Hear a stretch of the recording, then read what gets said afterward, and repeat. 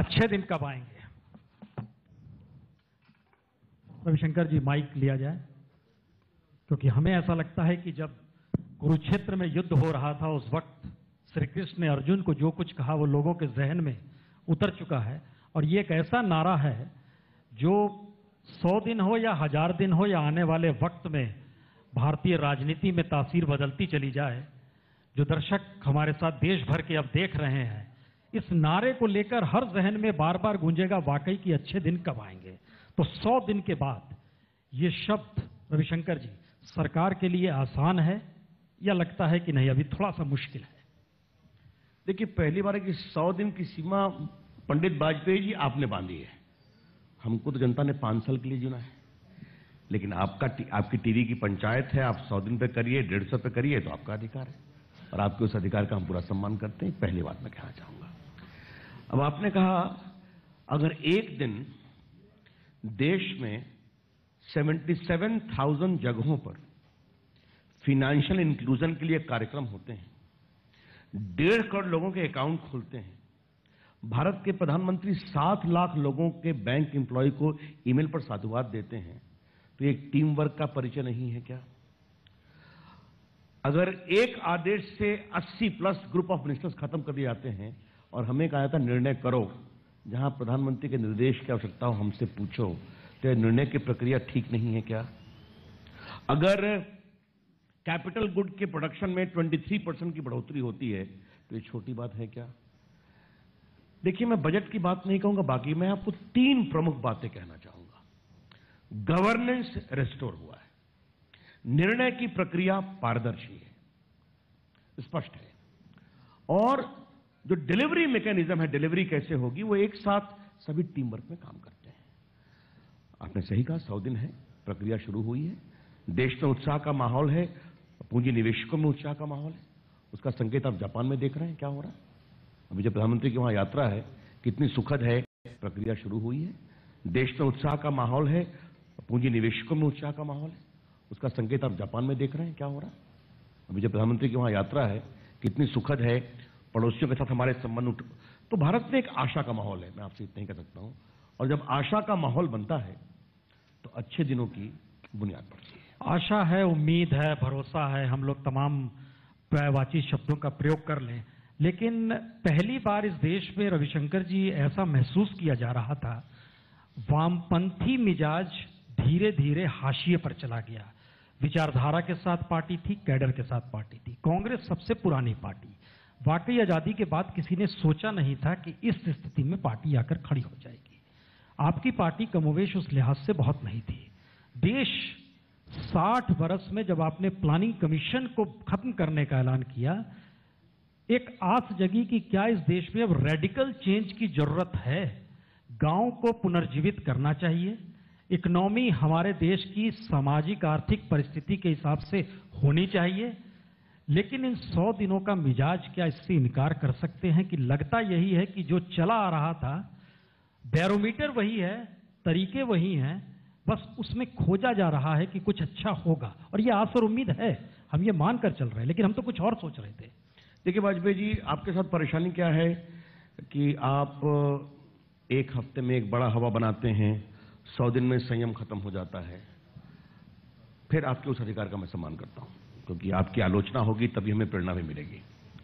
लेकिन यह कहना कि देखिए इंस्टीट्यूशनल चेंजेस आपने उठाया, प्लानिंग कमीशन की उपयोगिता वर्तमान में खत्म है, उस पर कभी आराम से चर्चा करेंगे। सहमति है हमारी, आप बुलाइए कभी हमको। प्लानिंग कमीशन किस तरह से दीवारें खड़े, एक मुझे बोले दीजिए, प्लानिंग कमीशन का क्या अधिकार है कि गुजरात को या बंगाल को कितना फंड मिलना चाहिए? ये कौन से 4-5 लोग बैठ के तय करेंगे, जबकि वहां चुनी हुई सरकार है, उनकी अपेक्षाएं हैं, तो उस पर कई चर्चा हो सकती है। फिर आपने देखा नेशनल जुडिशियल कमीशन आया जो 24 साल से पेंडिंग था। आपने देखा एक्सपेंडिचर कमीशन आया। देखिए, मैं आपसे कहना चाहता हूं, इस देश में कई बार एक बार कुछ घरौंदे खड़े हो जाते हैं, उसके रंग बने होते हैं। अगर आपने घरौंदा को इस रंग में नहीं लगाया तो आपके अधिकार गलत हैं, आपकी सोच गलत है। उस सोच से बाहर निकलने की जरूरत है। पहली बात, 2014 का वर्डिक्ट एक बदलाव का वर्डिक्ट है, वो बदलाव विकास के मामले में भी है। और एक बात मैं चाहता हूं आपके दर्शकों के सामने इसको प्रवोक करूं, विकास और सामाजिक न्याय, इसके बीच का सेतु क्या होगा? सामाजिक न्याय के बिना वाजपेयी जी विकास हो सकता है, प्रो रिच होगा, एलिटिस्ट होगा, ओलिगार्किक होगा, लेकिन अगर प्रामाणिक सामाजिक न्याय चाहिए तो उसके लिए विकास जरूरी है। और मैं ऐसा मानता हूं, इस देश में रोटी कैसे बांटी जाए इसकी बहस बहुत चली है, रोटी की संख्या कैसे बढ़ाई जाए यह बहस नहीं चली है। अगर रोटी 100 होगी बांटने में कठिनाई होगी, रोटी 10 करोड़ होगी बांटने में सहजता होगी। और हमारी सरकार यह मानती है कि अगर सामाजिक न्याय को लाना है गरीबों के लिए तो इस देश में विकास को भी आगे बढ़ाना पड़ेगा। ये रिश्ते हैं, हमारी सोच है। मनीष तिवारी जी, दरअसल हम 100 दिन के बारे में बात करेंगे या मेरे ख्याल से अगर 5 साल को जोड़ लीजिएगा तो 1700-1800 दिन होते हैं 5 बरस में। सवाल यह है कि इतना बड़ा वैक्यूम इस देश के सामने पॉलिटिकल वे में खड़ा हुआ 2014 के वक्त में चुनाव प्रचार के दौरान, जब बीजेपी आई, प्रधानमंत्री नरेंद्र मोदी बने, 1000 गुना माफ है, जनता बार बार तालियां बजाती है जैसे ही कुछ भी जिक्र कर दीजिए कि यह काम हुआ है। कांग्रेस आज की पार्टी नहीं है, 125 साल पुरानी पार्टी है। इतना बड़ा वैक्यूम खड़ा करने के बाद आपको लगता है कि क्या वाकई इस देश में कोई रेडिकल चेंज की जरूरत थी, जो बीजेपी आ गई और आप लोग हाशिए पर चले गए? या लगता है नहीं, कमोवेश आप ही की लाइन है, वो भी लाइन अब चली रही है, ऐसे ही चलते रहेगा? देखिए वाजपेयी जी, जो चर्चा आपने शुरू की है और जो सवाल आपने रविशंकर प्रसाद जी से पूछा था कि अच्छे दिन कब आएंगे, इसका सीधा सीधा तात्पर्य ये है कि पहले 100 दिन में तो अच्छे दिन आए नहीं, आगे कब आएंगे इसका जवाब भारतीय जनता पार्टी या रविशंकर प्रसाद जी दे पाएंगे। 2014 का चुनाव का परिणाम आया, ये बात आपकी बिल्कुल सही है कि वो चुनाव का परिणाम कांग्रेस के अनुकूल नहीं था, भारतीय जनता पार्टी की सरकार बनी। पर पिछले 100 दिन में हुआ क्या है? पिछले 100 दिन में इस मुल्क में सांप्रदायिक तनाव बढ़ा है। इन्होंने बात की थी कि हम कीमतों को कम करेंगे, महंगाई के ऊपर काबू पाएंगे। वो महंगाई के ऊपर काबू पाने में सरकार विफल रही है। ठीक है, हम कह देते हैं पहले 100 दिन है, इनको समय और दिया जाना चाहिए। अगर आप इनकी विदेश नीति देख लो तो पहले तो आप नवाज शरीफ साहब को न्योता भेजते हैं, उनका यहाँ पर आगमन करते हैं और उसके ठीक 2 महीने के बाद आपको जो विदेश सचिव स्तर की वार्ता है उसको बंद करना पड़ता है। तो पूरा एक 180 डिग्री यू टर्न हर चीज में रहा है। और जहां का बजट की बात है, वो रविशंकर प्रसाद जी ने बिल्कुल सही कहा कि बजट में कुछ ऐसा था ही नहीं जिसके ऊपर चर्चा करने की जरूरत है। तो इसलिए आपने कहा था, चलो चलो ठीक है, मैं वापस ले लेता हूं। तो कहने का तात्पर्य यह है कि ले देकर पिछले 100 दिन में ना तो सरकार अपनी नीति, ना नियत और ना दिशा साफ कर पाई है। और जहां तक रहा राजनीतिक घटनाक्रम, आपको याद होगा वाजपेयी जी, आप तो बहुत वरिष्ठ पत्रकार हैं, एक समय था जब भारतीय जनता पार्टी की 2 सीट हुआ करती थी लोकसभा में, आज ये सरकार में बैठे हैं। तो ये घटना चक्र चलता रहता है। 31% इनको वोट मिली है, सीट अच्छी मिली है, उम्मीद जरूर लोग लगाए बैठे हैं कि अच्छे दिन आएंगे। पर कई लोगों का एक और भी मानना है, और वो मानना ये है कि जब भारतीय जनता पार्टी ने कहा था कि अच्छे दिन आएंगे, उनका तात्पर्य ये था कि आप हमको वोट दो, हमारे अच्छे दिन आ जाएंगे। अब जनता ने गलत समझ लिया कि उनके अच्छे दिन आने वाले हैं, तो उसमें भारतीय जनता पार्टी का क्या दोष? मोहम्मद सलीम साहब, हमें लग रहा है कि भारतीय राजनीति और राजनेता एंजॉय करने लगे हैं सत्ता को, और आपकी पार्टी कैडर की पार्टी रही है, क्योंकि 15% वोट में यूपीए सरकार थी, 31% वोट में एनडीए की या बीजेपी की अपनी सरकार है। यह हमारे यहाँ की खामी है, इतने कम वोट परसेंट में भी सरकार बन जाती है। सवाल यह है, क्या मौजूदा वक्त में अगर जो सत्ता में आई हुई बहुमत के साथ भी सरकार है, और जब ये सवाल वाकई मुहावरे के तौर पर उठते हैं कि अच्छे दिन आएंगे, नहीं आएंगे, कब आएंगे, कैसे आएंगे, और खुद prime minister Narendra Modi Japan यात्रा के दौरान अपने इन 100 दिनों का जिक्र करते हैं कि इन 100 दिनों में हमने विकास दर इतना कर दिया। इसका एक मैसेज अभी भी ये है, इस देश में ना तो गरीबी की रेखा से ऊपर लोग आए हैं, भुखमरी की स्थिति कमोवेश वही है, रोजगार जस के तस हैं, नहीं मिल पा रहे हैं, महंगाई की स्थिति। रास्ता निकलेगा कैसे? क्योंकि वो रास्ता जो आप बताएंगे, हमें लगता है उस पर हम आगे बहस बढ़ाएंगे। अब सबसे पहली बात तो यह है कि अच्छे दिन आएंगे या नहीं, अब वो बहस तो पूरा हो गया। अच्छे दिन आएंगे, लोग सोच लिए, अब कैसे आएंगे या कब आएंगे। यकीन आप रविशंकर जी से टाइम फ्रेम पूछ रहे हैं कि कब तक आएंगे। रविशंकर जी कहे कि अच्छे दिन आना शुरू हो गया है, कुछ आंकड़ा ऐसे बताए कि 100 दिन में। सवाल ये है कि किसके लिए। हमेशा मैं वामपंथी बोल के नहीं, हर एक के लिए सवाल है। अच्छे दिन आएंगे तो किस पर सवार होकर के आएंगे, और गाड़ी पर कौन रहेगा, और गाड़ी के तले चक्के के नीचे कौन जाएंगे। आप सिर्फ आंकड़ा गिनाएंगे तो इससे ही विकास नहीं होता। वो कहे कि रोटी का संख्या हम बढ़ाएंगे, ये बहुत पुराना, ये नया तथ्य नहीं है। वर्ल्ड बैंक पिछले 30 साल से हमारे पूरे विश्व के यही समझा रहे हैं। सलीम साहब, टू द पॉइंट आइए। आप लोग की 30 साल तक बंगाल में सरकार रही, क्या आपके जहन में कभी आया कि हर बंगाल में हर नागरिक का खाता खुलना चाहिए? ये जहन में आई बात? पहले बार और सोचा था आपने?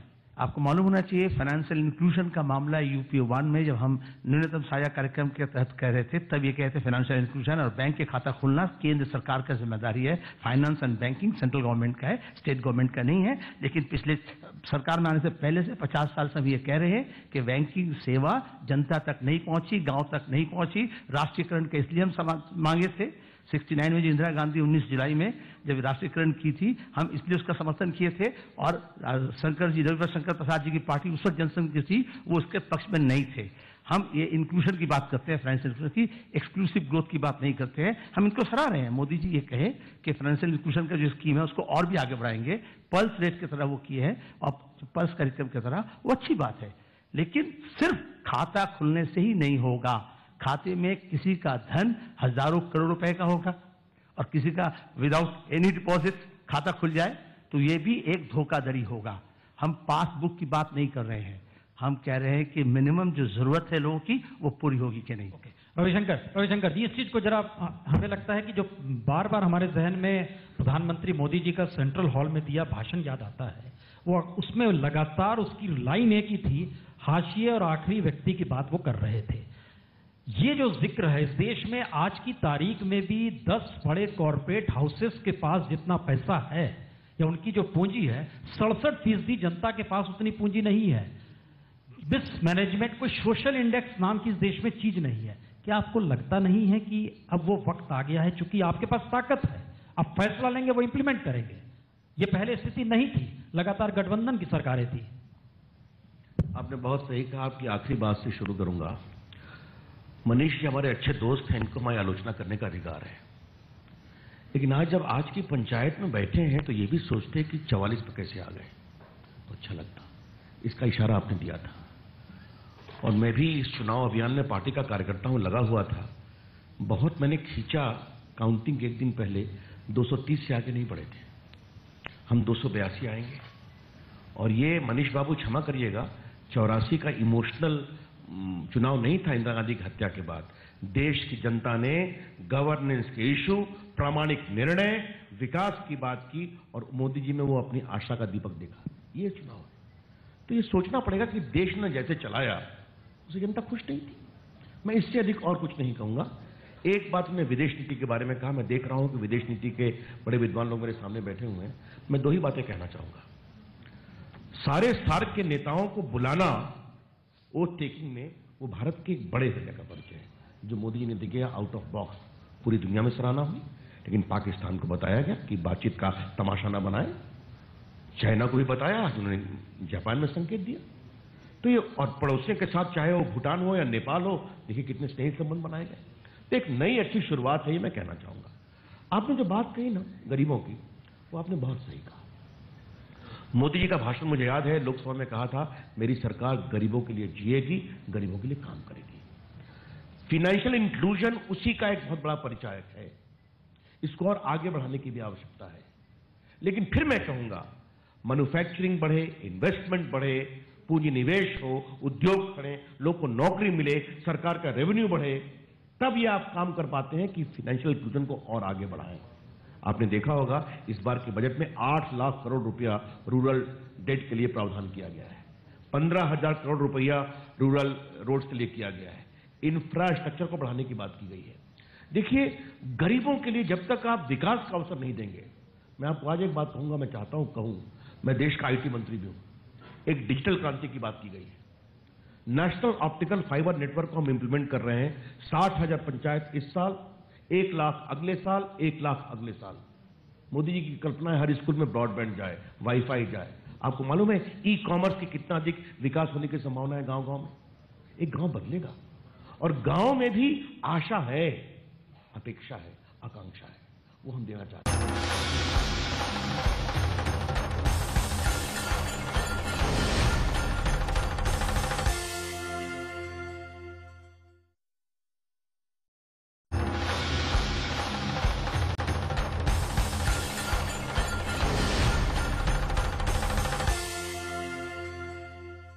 बार बार सरकार कह रही है हम विकास की बात कर रहे हैं, जरूरत का जिक्र कर रहे हैं। सवाल दूसरा सांप्रदायिकता का पार्लियामेंट से लेकर सड़क तक उठा है। दोनों महत्वपूर्ण सवालों में क्या लगता है स्थिति बनेगी क्या, क्योंकि हम आखिर में जवाब लेने वाले हैं। सरकार अगर जो महंगाई को कम करने की सवाल है, रोजगार की प्रावधान करने की बात है, विकास की बात है, इंफ्रास्ट्रक्चर की बात कर रहे हैं, उसमें अगर ज्यादा महत्वता देते हैं तो अच्छी बात है। हम वामपंथी तो यही कहते हैं कि सरकार की शासन की मुद्दा यही होना चाहिए। लेकिन आप देखोगे कि ये 2 ट्रैक में बात कर रहे हैं, ये परेशानी की बात है। परिवार कई मुख से बात करते हैं, संघ परिवार के जो लोग हैं वो खतरनाक है, और वो सिर्फ मुसलमानों के लिए घातक है ऐसी बात नहीं है, देश के लिए घातक है। मैं इसका जवाब देता हूं। आपने पूछा कि क्या पेट और रोजगार का जो सवाल है वो सांप्रदायिकता से बड़ा सवाल नहीं है। आपकी बात बिल्कुल सही है, पर इससे भी बड़ा बुनियादी सवाल सुरक्षा का है। और अगर पहले 100 दिन में एक मुल्क में ये संदेश चला जाए कि मुल्क के एक समुदाय की जो सुरक्षा है वो खतरे में है, तो वो संदेश किसी सरकार के लिए अच्छा नहीं, सरकार के लिए घातक सिद्ध होता है। हमको एक चीज बताइए, एक मैसेज और भी आता है कि बीजेपी शासित राज्यों में दंगे नहीं होते हैं और दूसरे राज्यों में दंगे होते हैं, क्योंकि हम लोग लगातार इस पे बहस कर रहे हैं। लेकिन एक जरा अल्टरनेटिव वे में सोचिए, कानून व्यवस्था है, कानून है, मुलायम सिंह ने हर किसी को बंद क्यों नहीं कर दिया? या जिस भी प्रदेश में अगर दंगे होते हैं तो वो जेल के पीछे क्यों नहीं होता है? कानून आपके पास है, कड़ा कानून है, अब चाहे तो बंद कर दे। इसका एक मतलब यह भी है कि यूपी में मुलायम मौलाना हो जाते हैं, बिहार में लालू मौलाना हो जाते हैं, कांग्रेस इन 2 छत्रपों के अलावे जहां पर छत्रप नहीं है वहां वो मौलाना हो जाती। क्या इस देश की स्थिति यह नहीं आई है? देखिए, सवाल उत्तर प्रदेश और बिहार का नहीं है, उससे आगे सवाल पूरे मुल्क का है। सवाल सवाल बुनियादी सवाल ये है जिसका जिक्र सलीम साहब कर रहे थे कि चाहे मसला बीच का हो, चाहे मसला बिकनी का हो, चाहे मसला लव जिहाद का हो, हर कोशिश की जा रही है कि हर मुद्दे को किसी न किसी तरह से इस्तेमाल किया जाए ध्रुवीकरण के लिए। ये बुनियादी सवाल है, और अगर ये राजनीति की दिशा है तो उसमें प्रशासन और विकास कहां जा रहा है? रविशंकर जी, हम आखिरी में आपसे जरूर जवाब चाहेंगे, क्योंकि राजनीतिक धारा और सरकार की विकास की सोच दोनों टकरा भी रही है और दोनों एक दूसरे को सहूलियत भी दे रही है। ये मैसेज जरूर निकल रहा है। देखिए, पहली बात मैं ये कहना चाहूंगा, हिंदुस्तान में कोई भी सरकार बनेगी, अगर उसमें कुछ भी नैतिक ईमानदारी है तो उसको हर आस्था के लोगों का सम्मान करना पड़ेगा, उसको सुरक्षा देनी पड़ेगी। और नरेंद्र मोदी जी ने अपने 14 साल के शासन में ये काम किया कि बीजेपी के कई मुस्लिम काउंसलर जीतते थे।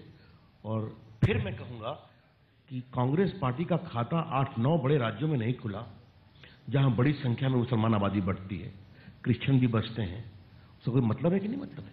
महाराष्ट्र में एक नहीं जीते, हम तो उतने मजबूत नहीं है वहां पर। उत्तर प्रदेश में क्या हुआ?